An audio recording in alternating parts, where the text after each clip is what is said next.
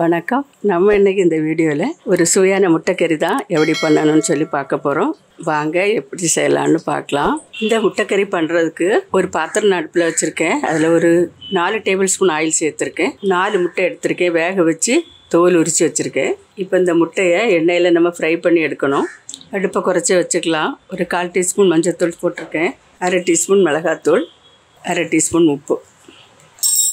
இதை அப்படி எண்ணெயில் கலந்து விட்டுட்டு முட்டையை ஃப்ரை பண்ணி எடுத்துடலாம்.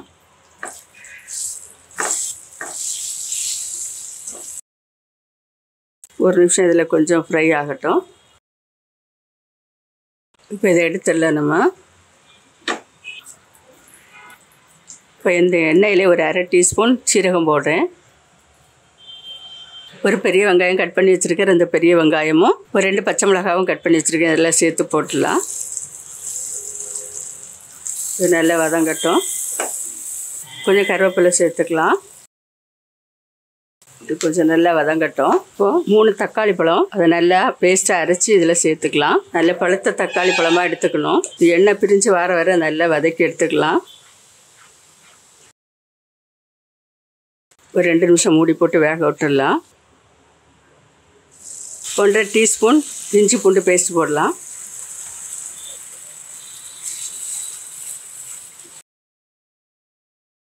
இன்னும் கொஞ்சம் எண்ணெய் பிரிஞ்சு வரட்டும். இப்போ எண்ணெய் நல்லா பிரிஞ்சு வந்தாச்சு. 1/2 டீஸ்பூன் மிளகாத்தூள், இது காஷ்மீரி பவுடர், சில்லி பவுடர்.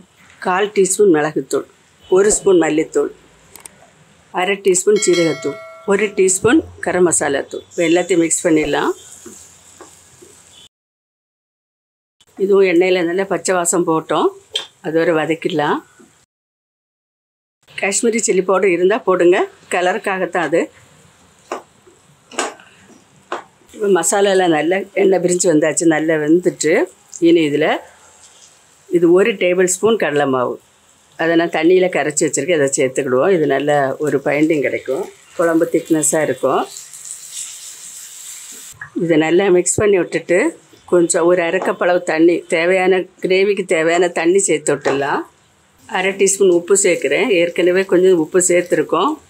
தேவையான அளவு பார்த்து சேர்த்துக்கோங்க. தண்ணி சேர்த்து விட்டுடலாம். இன்னொரு 1/4 கப்பு சேர்த்துக்கலாம். இது நல்லா கொதிக்கட்டும். தேவையான அளவு உப்பெல்லாம் இந்த டைமில் சேர்த்துக்கலாம். தேவையான உப்பு தண்ணியெல்லாம் சேர்த்துட்டு இதை நல்லா மூடி போட்டு நல்லா கொதிக்கட்டும். எண்ணெய் பிரிஞ்சு வரட்டும். இப்போ எண்ணெய் பிரிஞ்சு வந்திருக்கு. கஸ்தூரி மேத்தி இதில் கொஞ்சம் எடுத்து இதில் போட்டு விட்டுடலாம். இந்த வாசமும் டேஸ்ட்டும் இருக்கும். இதில் இனி முட்டைகளை போட்டு விட்டுடலாம்.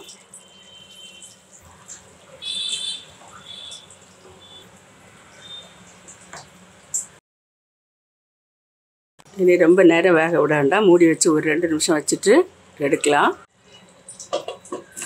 2 நிமிஷம் கழித்து பார்ப்போம். இப்போ பார்ப்போம். சூப்பராக ரெடி ஆயிட்டு. இவ்வளோதான். நீங்களும் வீட்டில் ட்ரை பண்ணுங்கள். இது சப்பாத்தி, புரோட்டா எல்லாத்துக்கும் சூப்பராக இருக்கும். சாதத்துக்கும் தொட்டு சாப்பிட நல்லாயிருக்கும். நீங்கள் வீட்டில் ட்ரை பண்ணுங்கள். மறுபடியும் ஒரு நல்ல ரெசிபியோடு நான் உங்களை சந்திக்கிறேன். மறக்காமல் லைக் பண்ணி ஷேர் பண்ணுங்கள், கமெண்ட் பண்ணுங்கள், சப்ஸ்கிரைப் பண்ணுங்கள். நன்றி. God bless you.